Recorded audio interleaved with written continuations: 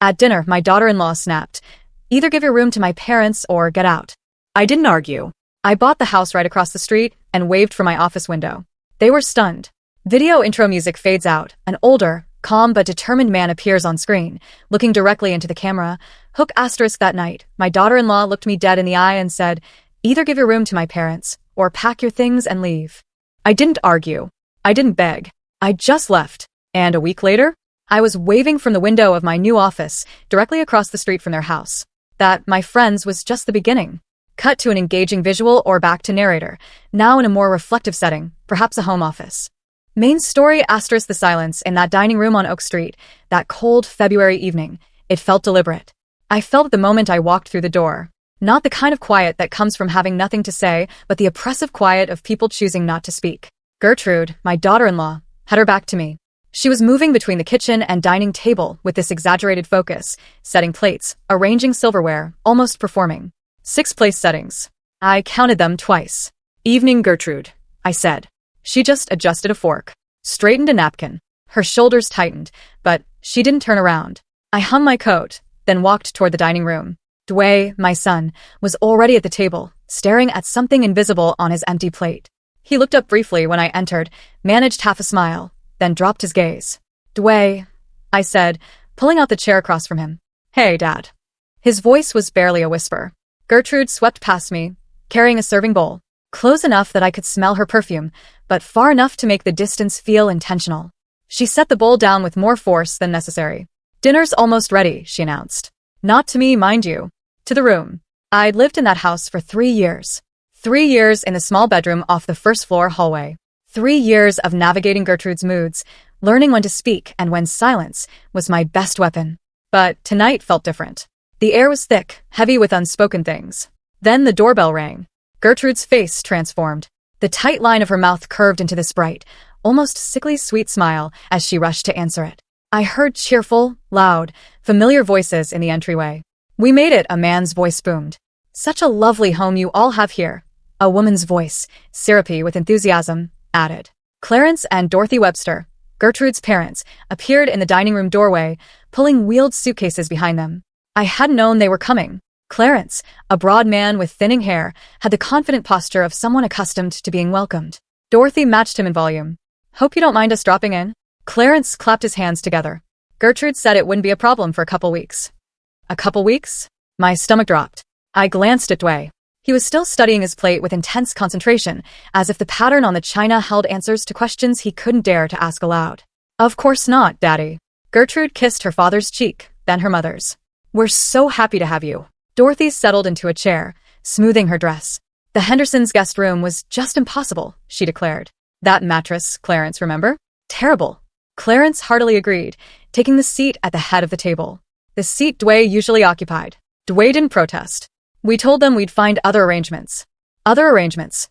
I watched Gertrude move around the table, serving her parents first, then Dwayne, then herself. My plate remained empty.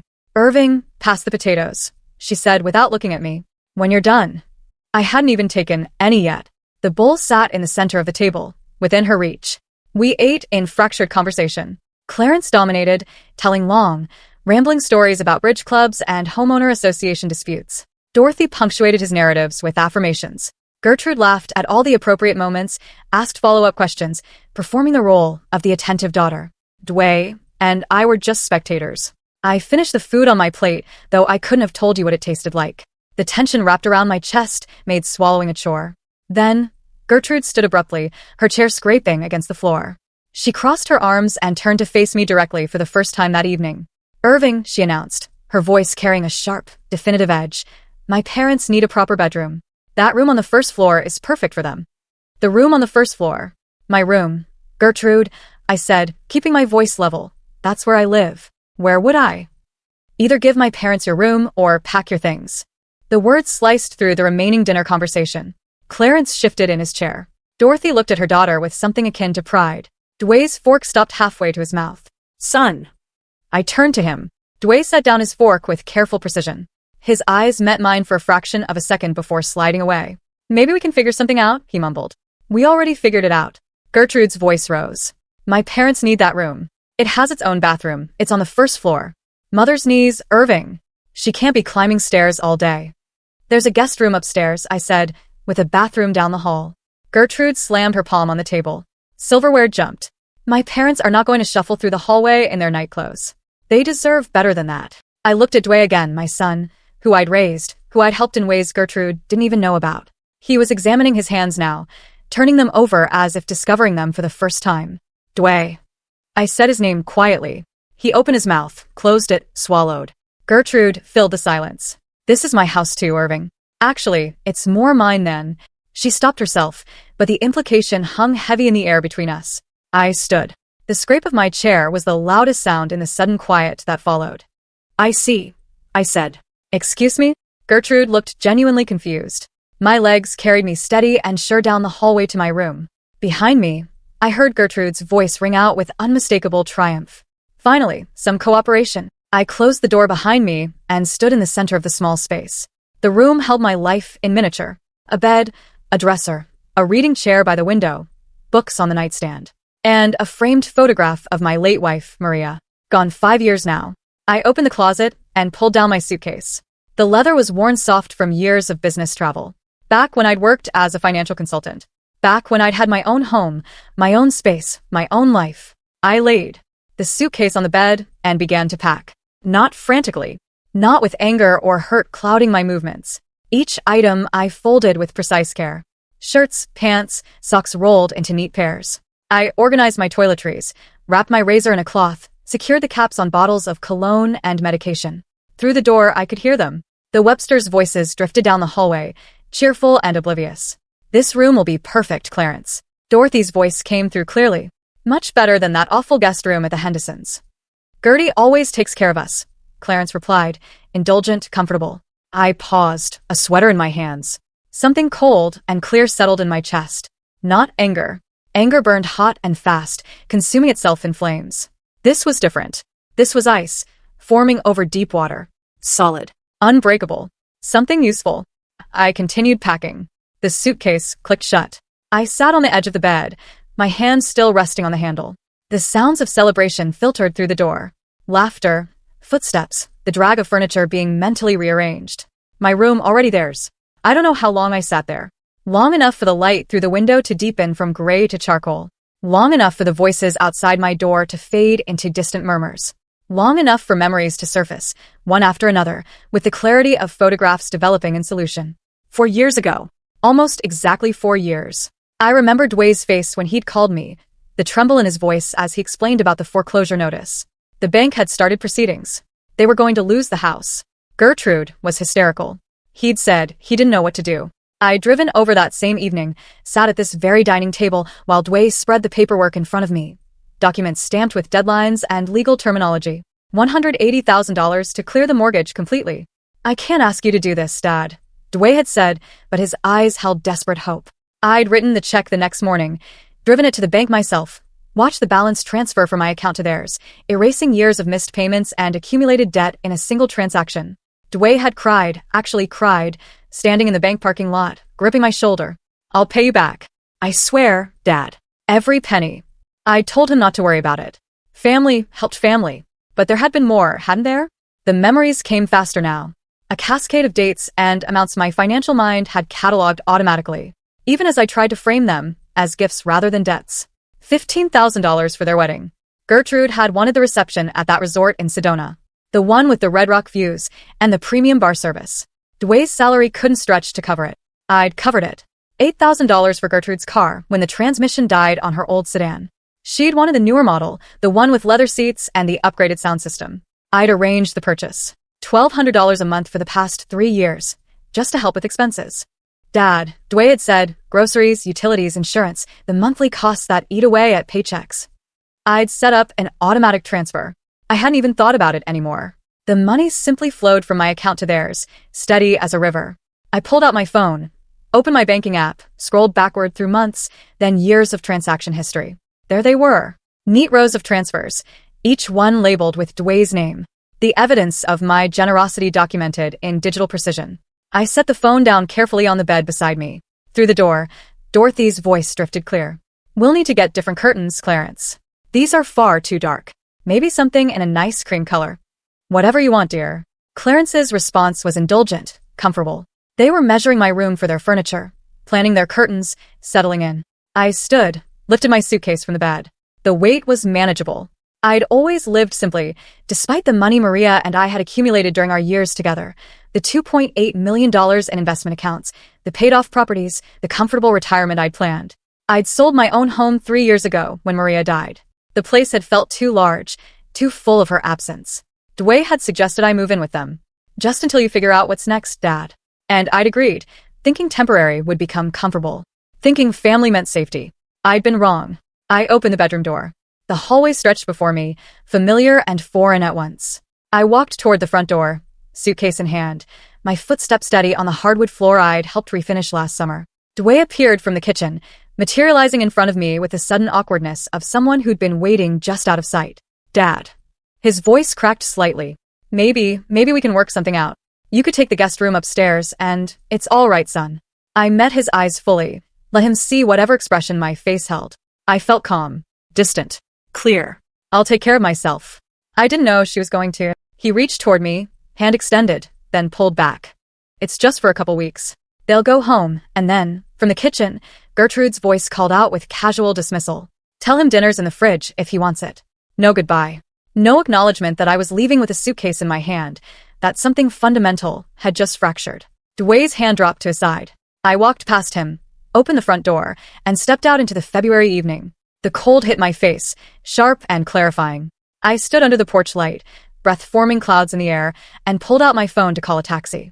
The driver arrived in 15 minutes, a younger man, mid-30s, with a Raiders cap and a friendly enough demeanor. Where to, he asked as I settled into the back seat. The Hampton Inn on McDowell. He pulled away from the curb. I watched the house recede in the side mirror. Warm lights in the windows. The home I'd helped save. The family I'd supported. Moving out? The driver asked, eyes flicking to me in the rearview mirror. Yes. Rough day. I considered the question. Enlightening. He didn't push for more details, and I was grateful. We drove in silence through streets I knew well. Past the park where I'd pushed away on swings 30 years ago. Past the corner store where Maria and I used to buy Sunday papers. The Hampton Inn lobby was generic in its comfort. Neutral carpet, bland artwork, the kind of space designed to be inoffensive. I checked in quickly, took the key card from the clerk, who didn't ask questions, and rode the elevator to the 3rd floor. The room was clean and impersonal. Standard hotel setup, a bed with a green comforter, a desk, a television mounted on the wall, a bathroom with miniature toiletries. I set my suitcase on the luggage rack and sat on the edge of the bed. The mirror across from me reflected my image. A 67-year-old man in slacks and a button-down shirt. Still composed. Still upright. I looked the same as I had this morning, something had shifted beneath the surface. I thought about Dwayne's face as I'd walked past him. The guilt there, yes, but also the relief. Relief that I'd made it easy for him, that I'd left quietly, that he hadn't been forced to actually take a stand against his wife. I thought about Gertrude's triumphant voice. Finally, some cooperation, as if my compliance was the natural order of things. As if I was an inconvenience to be managed rather than the man who'd saved their home, funded their wedding, supported their lifestyle for years. I thought about the Websters, already discussing curtains in my room. Already comfortable in the space I'd occupied for 3 years. The hotel's air conditioning hummed, a steady white noise. I lay back on the bed, still fully dressed, hands folded on my chest. The ceiling was textured with those small bumps hotels seemed to favor. I studied them in the dim light from the bedside lamp. I gave them everything I thought. The house, the wedding, the car, the monthly checks. And tonight, they gave me clarity. It was time to act. My phone showed 11:47 p.m. Somewhere across town, the Websters were settling into my former room, and Dwayne was lying beside Gertrude, probably staring at the ceiling much as I was. But where his thoughts circled with guilt and avoidance, mine had sharpened into focus. For the first time in 3 years, I felt free. The next morning, I ordered coffee from the lobby and spread my documents across the hotel desk. The room was quiet except for the hum of the air conditioning and the occasional sound of footsteps in the hallway. I'd brought more than just clothing when I'd packed. 40 years as a financial consultant had taught me to keep my critical records organized and accessible. I spent that week doing what I do best, analyzing assets, calculating risk, planning strategy. My leather-bound notebook lay open beside my laptop. The same notebook I'd maintained since 1985. Pages of handwritten figures, account numbers, property addresses. I'd always preferred writing important numbers by hand. It forced careful attention, made them concrete rather than digital abstractions.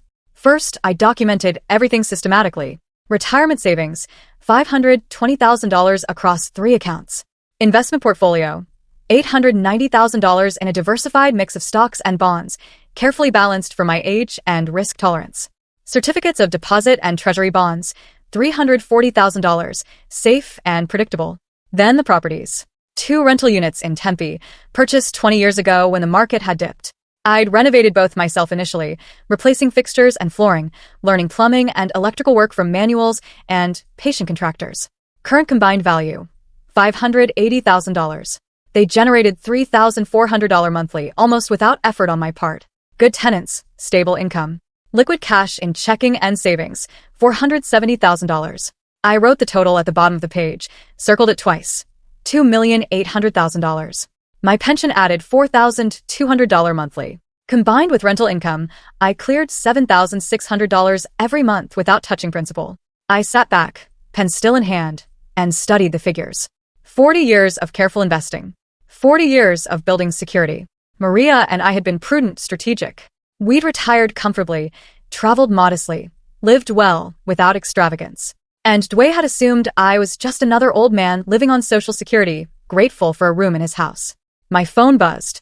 Dwayne's name appeared on the screen. I watched it vibrate against the wooden desk, let it go to voicemail. A minute later, the notification appeared. I played it on speaker while I continued working. Dad, his voice wavered. Look, Gertie was stressed about her parents. Maybe we overreacted. Call me back. I deleted it without responding. 3 days into my stay, I drove to Tempe. The route was familiar. 30 minutes through Phoenix traffic, past strip malls and residential neighborhoods, into the area where my properties stood on adjacent lots. The first tenant, Marcus, was washing his car in the driveway when I arrived. He straightened when he saw me, smiled with genuine warmth. Mr. Hill, haven't seen you in months. Everything okay? Just checking in. I walked closer, examining the exterior paint, the condition of the roof. How's the water heater? Perfect since you replaced it last year. Marcus wiped his hands on his jeans. You didn't need to drive all the way out here. I would have called if anything was wrong. I know. Wanted to see the place anyway. I inspected both units thoroughly, walking through the interiors with my tenant's permission, checking faucets and window seals, testing light switches. The properties were solid, well-maintained, requiring minimal management, and generating steady income. Back at the hotel that evening, I sat at the desk with my calculator, running scenarios. What I could liquidate quickly if needed. What should remain invested. What I could afford for my plan.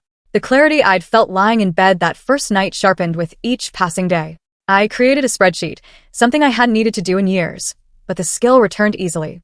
Every dollar I'd given Dwayne and Gertrude, documented with dates and purposes. The $180,000 mortgage payoff. The $15,000 wedding. The $8,000 car.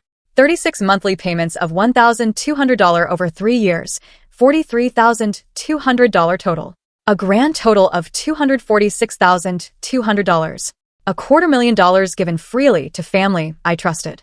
To a son who'd sat silent while his wife demanded I leave. To a daughter-in-law who told me to pack my things with triumph in her voice. I closed my laptop and stared out the window. The parking lot stretched below, cars arranged in neat rows under streetlights. Ordinary people living ordinary lives, probably unaware that somewhere among them sat a man planning elegant revenge. Midway subscribe line * now, you might be wondering, what kind of man plans his revenge with a legal pad and a calculator? Well, if you're still with me on this wild ride, and you want to hear how this all plays out, do me a favor and hit that subscribe button. You won't want to miss what happens next. Visual transition, perhaps a time-lapse of the hotel room changing, or a shot of a pen writing in a notebook. On Thursday afternoon, the bank called me back. Mr. Hill, the representative's voice was professional, slightly concerned. I've reviewed your request. Moving this amount of cash will take a few days. Is everything all right? Everything is fine. I kept my voice steady, pleasant. I'm making an investment. How quickly can you process it? 3 to 5 business days for the full amount. May I ask what type of investment? Real estate. Ah. Relief colored her tone. Real estate was respectable. Sensible. We can expedite if needed. You've been a valued client for many years. I appreciate that. Standard timeline is acceptable. By week's end, I sat in the hotel room with a legal pad filled with notes. Not angry scribbles. Calm, strategic planning. Lists of requirements, calculations of costs, timelines for execution.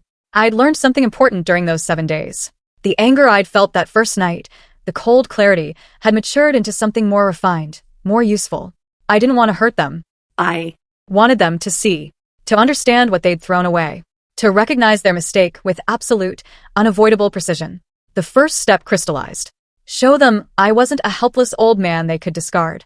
Show them I had resources they'd never imagined. Show them consequences. I stood at the window, looking out toward the direction of Oak Street, though I couldn't see it from here. Somewhere across the city, in the house I'd saved from foreclosure, Gertrude's parents were sleeping in my former room. Dwayne was lying beside his wife, probably feeling guilty, but doing nothing about it. I turned back to the desk, picked up my notebook, reviewed the circled figure one final time. The house across from theirs had been for sale for 3 weeks. I'd noticed the sign during my years living there, watching it weather through rain and sun, waiting for the right buyer. I knew exactly where to begin. I checked out of the Hampton in the next morning and drove the familiar route to Arcadia. The neighborhood looked the same as it always had. Mature trees lining the streets, houses set back from the road with front yards landscaped in desert plants and decorative rock. I knew every turn, every cross street. Oak Street appeared ahead. I slowed, letting a pickup truck pass, then continued at a casual pace. Dwayne's house sat on the left side of the street. Gertrude's white sedan visible in the driveway, lights on in the kitchen.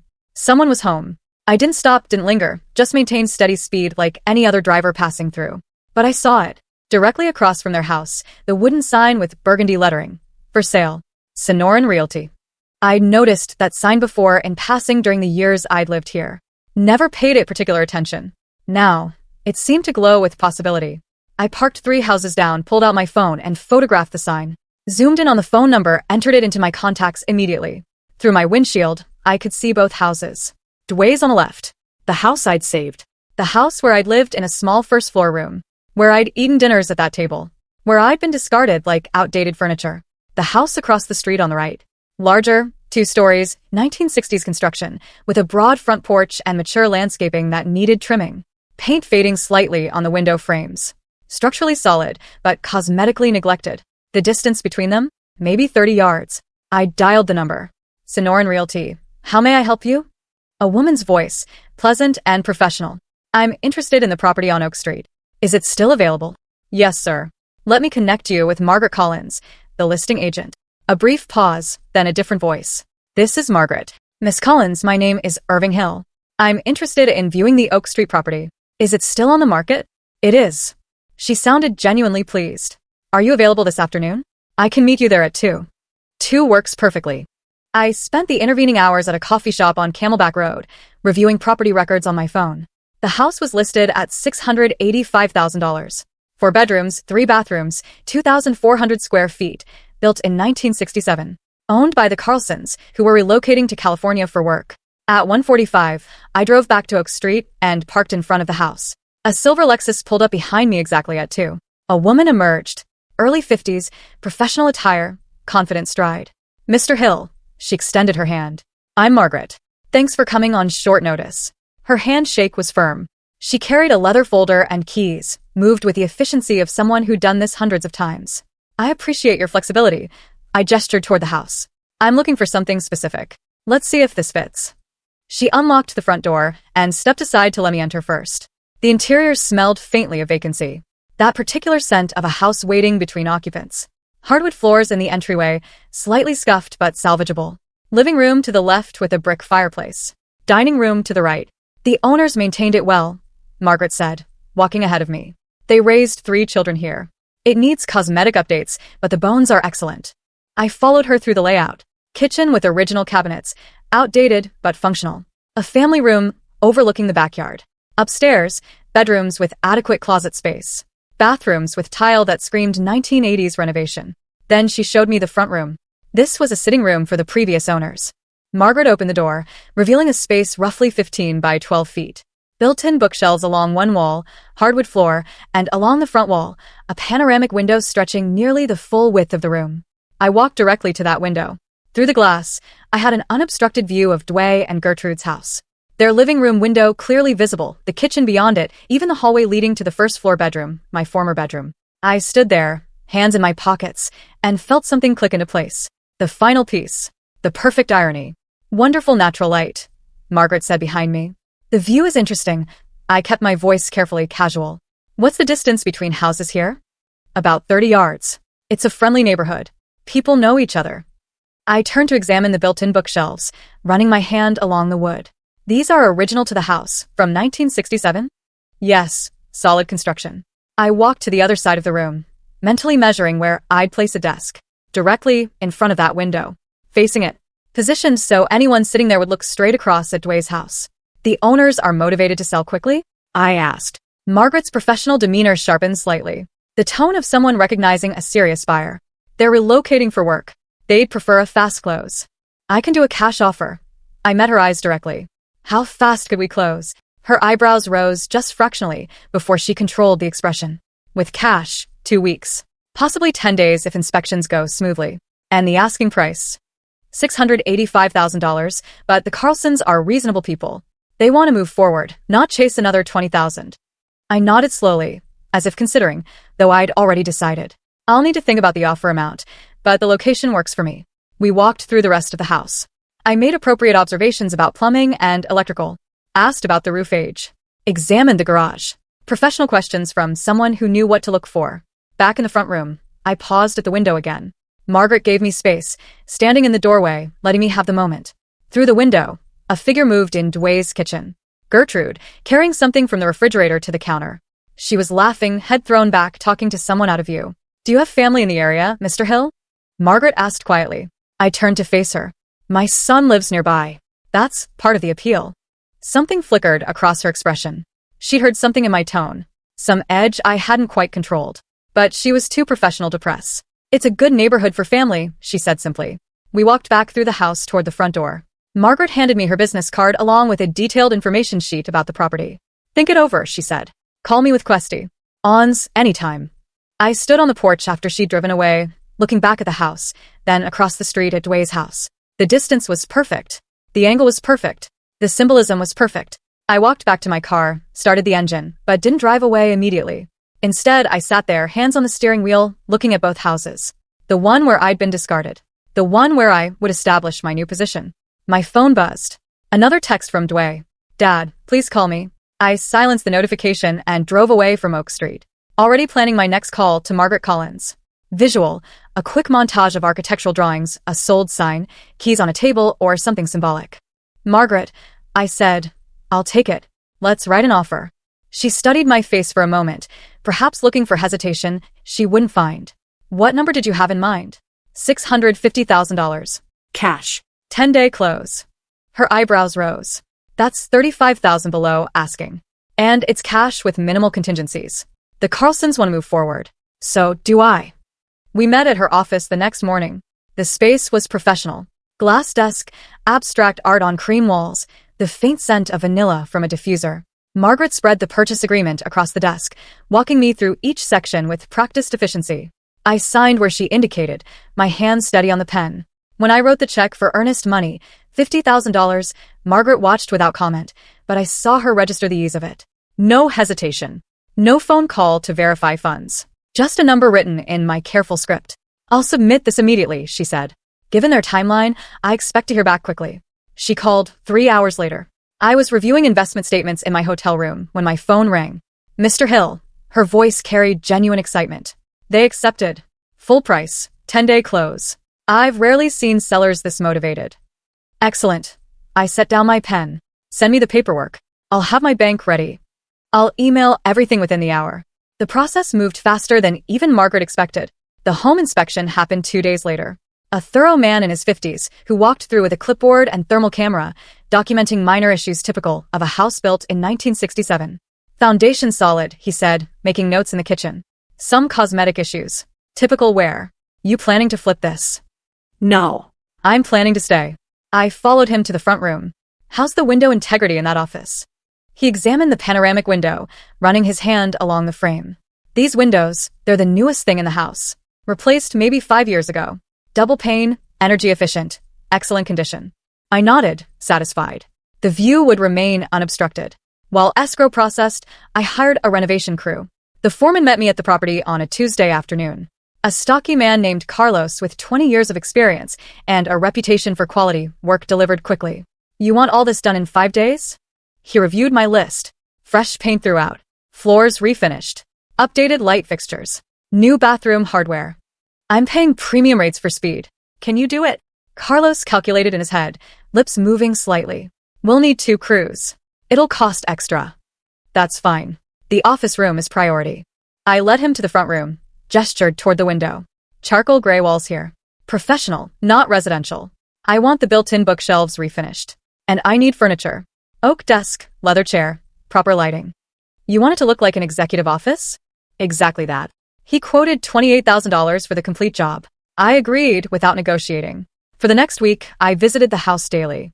Watched the crews transform dated interiors into clean, modern spaces. Neutral tones in the bedrooms and living areas. Hardwood floors stripped and restained to a rich honey color. But the office received special attention. The charcoal walls created depth, made the panoramic window the room's focal point. The refinished bookshelves gleamed with fresh polyurethane. The oak desk arrived on day 4. Solid construction, traditional design, large enough to work comfortably. Carlos's crew positioned it where I directed. 3 feet from the window, I said. Angle it slightly left. Perfect. March 25th arrived with clear skies and mild temperatures. Margaret met me at her office for the final signing. More documents, more signatures, keys exchanged across the desk. Congratulations, Mr. Hill. She handed me the keys. 2 brass copies on a plain ring. Welcome to the neighborhood, again. I accepted them with a slight smile. Thank you, Margaret. You've been very professional. She hesitated, then asked, if you don't mind my asking, why this house specifically? The location? I met her eyes directly. And the view. Understanding flickered across her face, though she didn't press further. We shook hands and I drove directly to Oak Street. The house felt different with possession. Mine now. Every room, every window, every carefully planned sightline. I walked through slowly, running my hand along walls, testing light switches, confirming the work had been completed to my specifications. In the office, I stood at the window. Across the street, Dway's house looked exactly as it always had. Gertrude's car sat in the driveway, curtains open in the living room, my former bedroom visible on the ground floor. The Webster's room now. 30 yards. Close enough to see clearly. Close enough to be seen. Moving in took an hour. I'd lived modestly for 3 years. Everything I owned fit in my car, a suitcase of clothes, a box of books, my laptop and files. The furniture delivery brought the rest. The leather chair for the office, a bed frame and mattress, kitchen essentials. I positioned everything myself, particular about placement. The desk sat exactly where I wanted it, angled for optimal view. The chair, buttery leather, ergonomically designed, faced the window. My laptop on the desk's left side, files and legal pads on the right. I sat down, testing the setup. Perfect. Through the window, I had unobstructed visibility into Dway's living room, kitchen, and the hallway beyond. I pulled out my phone and composed a texted way. Moved into a new house. If you need me, I'm close by. Sent. The message showed delivered immediately. Then, 30 seconds later, read. I waited. No response came. I set the phone down and opened my laptop. The afternoon light slanted through the window, warming the oak desk. Across the street, I could see movement in their kitchen. Someone passing through, though I couldn't make out who. I opened a manila folder, began reviewing documents I'd organized during my hotel stay. Financial records, property deeds, loan documentation, a timeline I'd constructed of every dollar transferred to Dway and Gertrude over the years. Phase 1 complete. The house was purchased. The position established. The stage set. Now they would see. I looked up from my documents, glanced across the street again. The kitchen light had turned on. Evening approaching. Someone was preparing dinner. Life continuing normally in the house I'd save. Among the family who discarded me. I returned to my files, pen in hand, making notes in the margins. Strategic planning, methodical and precise. The work I'd spent 40 years perfecting, now applied to a different kind of investment, one with a very specific return. The next morning, I made coffee in my new kitchen and carried the cup to my office. Sunrise filled the room with pale gold light. I sat at the desk, opened my laptop, and began working through emails. Across the street, the house remained dark. Early still. Not yet 7:30. I reviewed investment portfolios, replied to a former colleague about consulting work, organized files on my desktop. At 8:01, lights came on in their living room. I continued working, attention on my screen, but peripherally aware of movement across the street.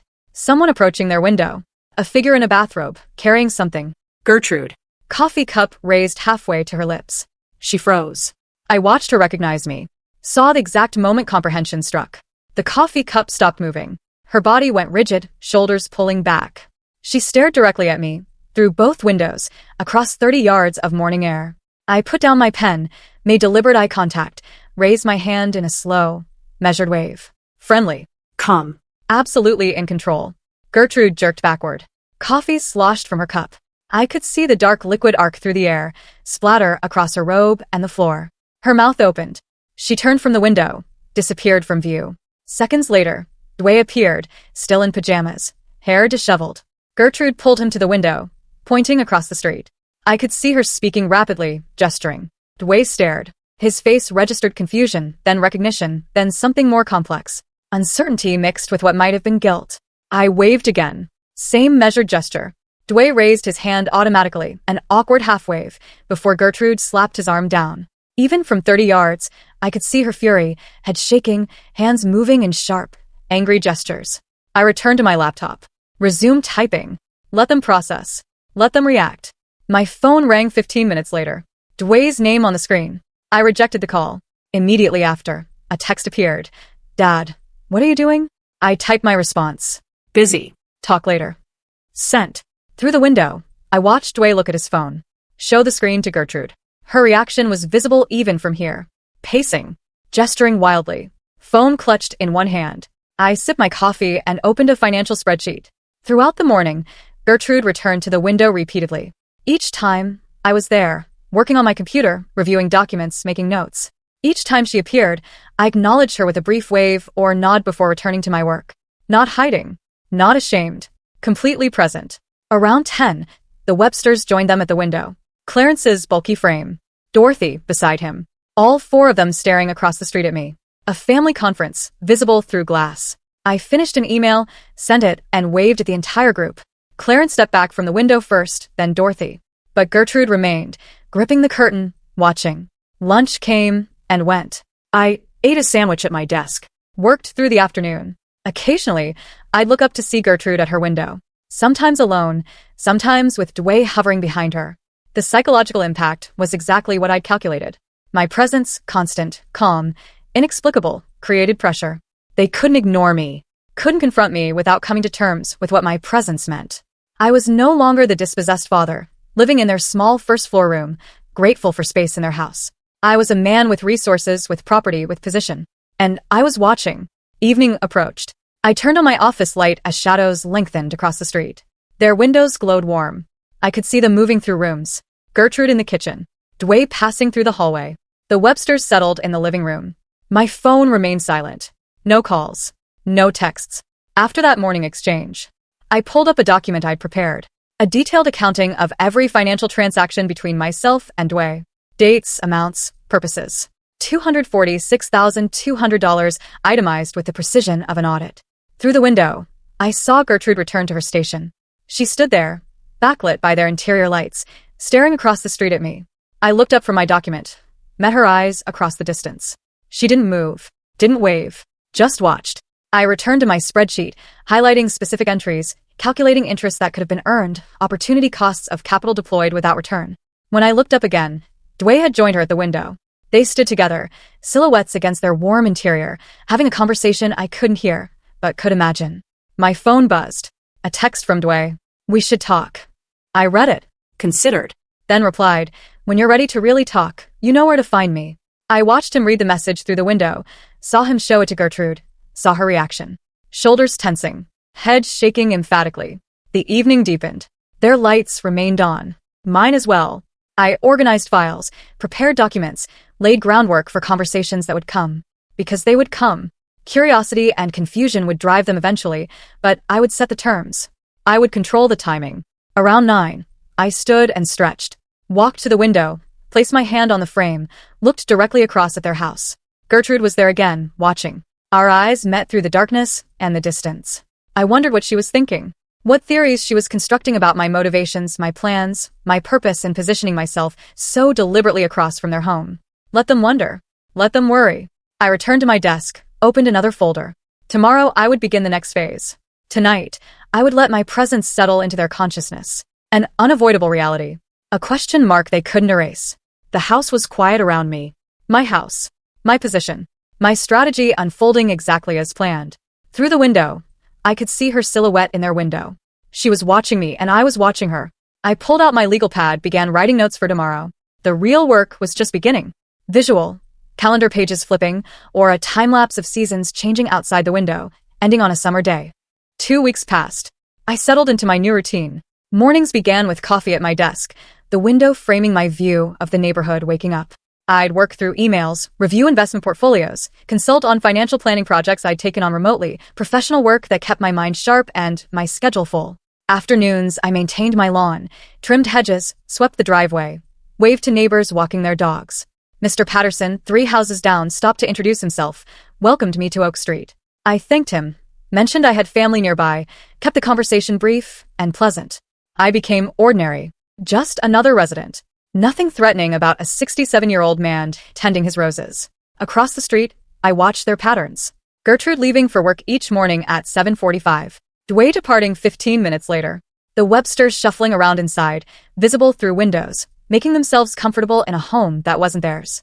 On a Tuesday afternoon, I saw the mail carrier cross to their house. Watched Dwayne answer the door, sign for a certified letter. He opened it standing in the doorway, casual at first. Then his body went rigid. I'd been expecting that reaction. 20 minutes later, through my window, I watched Dwayne at his kitchen table. He held the letter in both hands, reading it again. Gertrude appeared, took it from him. Even from 30 yards away, I could see her expression shift. Confusion, then fury. Robertson had done excellent work. The letter was precise, professional, devastating. A formal demand for repayment of $180,000, documented as a loan with supporting evidence from my personal banking records where I noted the payment as loan to son, to be repaid. Arizona law recognizes oral loan agreements when backed by documentary evidence. I'd kept meticulous records, emails where Dwayne had mentioned paying you back eventually, my own contemporaneous notes about the transaction, bank memos I'd written to myself for tax purposes. Weak evidence, perhaps, but enough to file a legitimate lawsuit. And more importantly, enough to create expensive problems. They consulted an attorney the next day. I learned this later from Dwayne. $300 per hour to hear that Irving Hill had grounds for a claim. Not strong grounds, their lawyer explained, but enough to require a defense. $15,000 to $25,000 in legal fees to fight a case they might win. 2 days after the letter arrived, I saw them crossing the street toward my house. I'd been waiting for this. Had coffee ready, actually. French press on the kitchen counter, cups prepared. The doorbell rang. I opened it calmly. Dwayne. Gertrude. I stepped aside. Come in. They entered uncertainly, Gertrude's eyes scanning my living room as if cataloging evidence. The furniture was minimal but quality. Leather sofa, reading chair, oak coffee table. Clean lines. Organized. Professional. Please sit. I gestured to the sofa. Coffee. We're not here for coffee. Gertrude remained standing. We're here to talk about that ridiculous letter. I poured 3 cups anyway, brought them to the coffee table, sat in the chair across from them. I'm happy to talk, though anything substantive should go through my attorney. Dad, please. Dwayne leaned forward, hands clasped. Can we work something out? We can figure this out as a family. Of course, we can work something out. I added cream to my coffee, stirred slowly. My attorney's information is in the letter. He'll be happy to discuss terms. Gertrude slammed her palm on the coffee table. We're family. Yes. I met her eyes steadily. You are. The silence stretched. Dwayne picked up his coffee cup, set it down without drinking.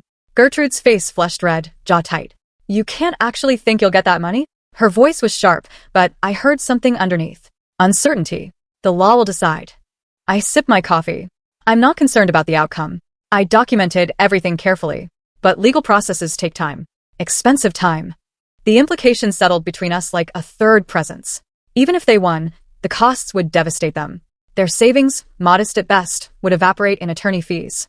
And I could sustain a legal battle indefinitely. This is insane. Gertrude stood abruptly. You're suing your own son over money you gave us years ago. Money I loaned. I remained seated calm, with the understanding it would be repaid. My records are clear. Your records, she spat the words. You planned this. Sitting in her house all those years, planning. I didn't respond. Let her anger fill the space. Your father has lost his mind. This is harassment. It's a legitimate legal claim. I stood now, moved toward the door. If you feel it's harassment, your attorney can address that in court, along with everything else. Dwayne turned to me at the door, his face pale. Dad, why are you doing this? I looked at my son, saw the confusion there, the hurt, the question that didn't yet understand its own answer. You asked me to leave my home, I said quietly. I did. Now I'm taking care of my own interests. Speak with my attorney, Dway. I opened the door. They left. Gertrude storming ahead. Dway trailing behind with slumped shoulders. I closed the door gently, but firmly. Returned to my office, sat at my desk, watched them cross the street back to their house. Through the window, I could see Gertrude gesturing sharply. Dway's shoulders hunched further. I opened a file folder on my desk labeled in my neat handwriting. Phase 2. The legal pressure would build slowly, accumulating like compound interest. But there were other levers to pull, other adjustments to make. I'd given them everything freely for years. Time to see how they managed without it. My phone buzzed. A text from Dway. Please don't do this. I read it twice. Set the phone face down on my desk. Through the window, their house glowed with interior light against the approaching evening. I could see shadows moving inside. The daily routine of a family under pressure they didn't yet fully comprehend. The lawsuit was theater. Important theater, but theater nonetheless. The real work was subtler, more comprehensive. I pulled up my banking app on my laptop, navigated to scheduled transfers, found the monthly payment to Dway. $1,200. Set to process automatically on the first of each month for the past 3 years. My finger hovered over the delete button. $43,200 I'd given them this way. Just to help with expenses, Dway had said when we set it up. Groceries, utilities, insurance. The small costs that accumulated. They'd stopped thinking of it as help. Started treating it as expected. Part of the landscape of their finances. Invisible as air. I clicked delete. Confirmed the cancellation. The screen refreshed. No scheduled transfers. I closed the laptop and looked across the street again. The lights were on in every room now. The Websters visible in the living room, settled comfortably on the couch. Dway and Gertrude in the kitchen, still talking, arguing from their body language. A family under siege, beginning to feel the walls close in. I picked up my coffee cup, still warm. The evening stretched ahead, quiet and methodical. Tomorrow, they'd start to notice the other changes. The missing support they'd taken for granted. The financial gaps that had been filled invisibly for years. Let them count the costs. Let them do the math. Justice required patience and precision. Visual. A close-up of a bank statement or a calendar with dates marked, then a quick cut to Gertrude's car with a for sale sign in the window. The 1st of May arrived. I watched my banking app, confirming what I already knew. No transfer to Dway's account. The scheduled payment I'd maintained for 36 months simply didn't process. Across the street, I imagined Dway at his kitchen table, surrounded by bills, calculator in hand, trying to make numbers align that suddenly refused to balance. I didn't have to imagine for long. 3 days later, early evening, I watched Dway move through his house with visible tension. He spoke to Clarence Webster in the living room, a conversation that looked tentative, careful. Clarence's response was expansive, dismissive. Dorothy joined them, animated, comfortable. The Websters had been staying for 4 months now. Their week or two had stretched into a permanent occupation. 2 additional mouths to feed. Utilities climbing. Water usage doubled. Gertrude's parents settling into my former room as if they'd purchased shares in the property. What had been inconvenient was becoming impossible. A week later, I saw Gertrude in her driveway, phone pressed to her ear, pacing tight circles. Even from my office window, I could read the anger in her movements. Sharp gestures. Rigid posture. She ended the call abruptly, stood for a moment, staring at her phone, then hurled it against the garage door. I learned later, much later, what had happened. A declined credit card at a restaurant. Gertrude had been meeting a colleague for lunch, reached for her wallet to pay, and watched the cashier run her card twice before apologizing quietly. Limit reached. The public humiliation. She called Dway in tears that became rage. "Your father has cut us off," she'd screamed. "Did you know he was sending money every month? Now he's stopped." The bills that had always been manageable suddenly weren't. $1,200 monthly, a number that seemed modest in isolation, created a gap they felt immediately. Groceries bought on credit. Gas purchases deferred. Small luxuries eliminated. And looming over everything, the legal fees. The consultation had cost $900. A retainer would require $15,000. Money they didn't have. Money I'd effectively removed from their equation. On a Thursday evening in late May, I saw Dway crossing the street toward my house. I'd expected this eventually. Had coffee ready. Same French press. Same careful preparation. The doorbell rang. Dway. I opened the door. "Come in." He looked exhausted. Circles under his eyes, shirt wrinkled. The weight of multiple pressures visible in his posture. I led him to the living room, gestured to the sofa, poured coffee into the cup I'd set out. He accepted his with both hands like he needed the warmth. "Dad." His voice was rough, tired. "We're struggling. The legal thing. The bills. Can we work something out?" Maybe I can pay you back over time. I sat across from him, my own cup warming my palms. Dway, I'm 67 years old. I have perhaps 20 good years left if I'm fortunate. He nodded. But I spent 40 years building security, saving, investing, planning for retirement for Maria and me. Then just for me, after she passed. I set my cup down carefully. I can't give it away anymore. But we're family. The desperation in his voice was raw, unfiltered. Yes. And families should treat each other with respect.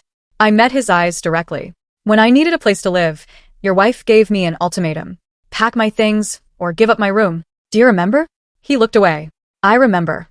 You said nothing. Did nothing. Watched me pack and leave. I'm sorry. His voice cracked slightly. I should have stood up to her. I know that now. Yes, you should have. I leaned back in my chair. Now I'm doing what I should have done years ago. Taking care of myself. Protecting what I built. Making sure I'm secure for whatever time I've left. Please.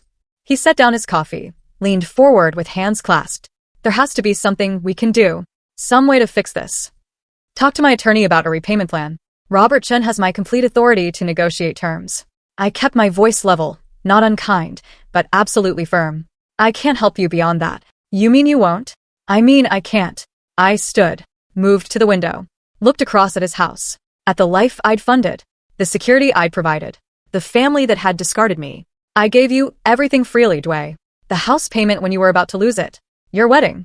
Gertrude's car. Monthly money for years. I never asked for anything back. Never demanded gratitude. I turned to face him. I only asked for respect. For a place in my son's home. And when that became inconvenient, I was disposable. He stood too, hands hanging at his sides. It wasn't like that. It was exactly like that. We stood in my living room, 10 feet apart. The distance between us more than physical. Your wife's parents have been living in your house for 4 months, I said. In the room that was mine. Do you charge them rent? Ask them to contribute to groceries? Demand they give up their space for someone else's convenience? He didn't answer. No, because they're family. Because family helps family.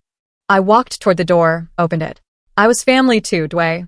Until I wasn't useful anymore. He moved to the doorway, paused. I don't know how to fix this. Figure out what you value.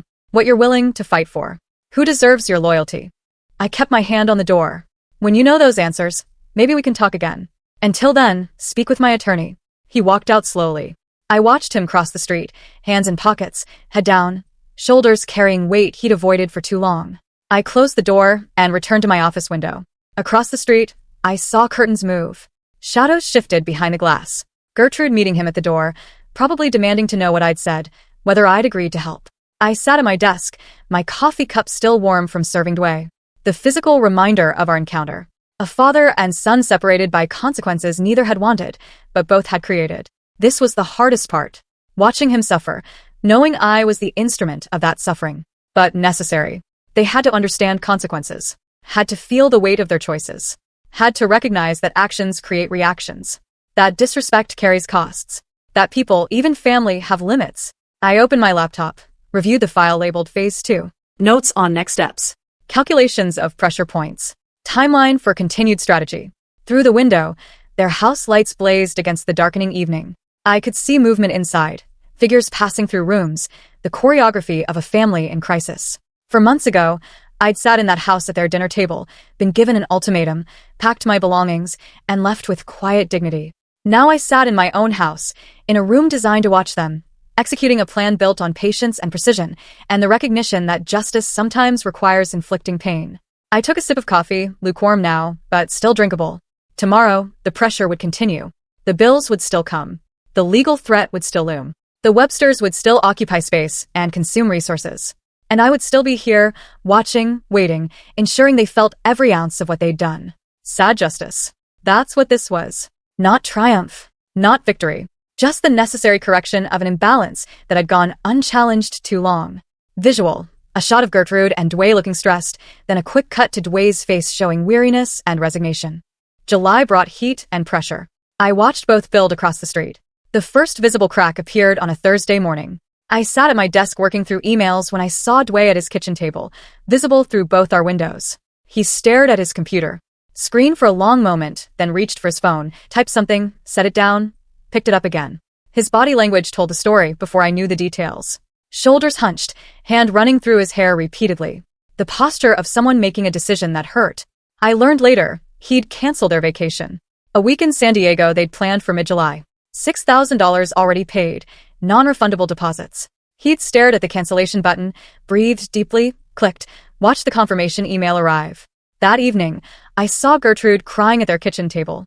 Dwayne beside her, not touching her, just sitting in the space between comfort and exhaustion. The car appeared in their driveway 2 days later. Gertrude's sedan, the newer one, the one with leather seats I'd helped them purchase years ago.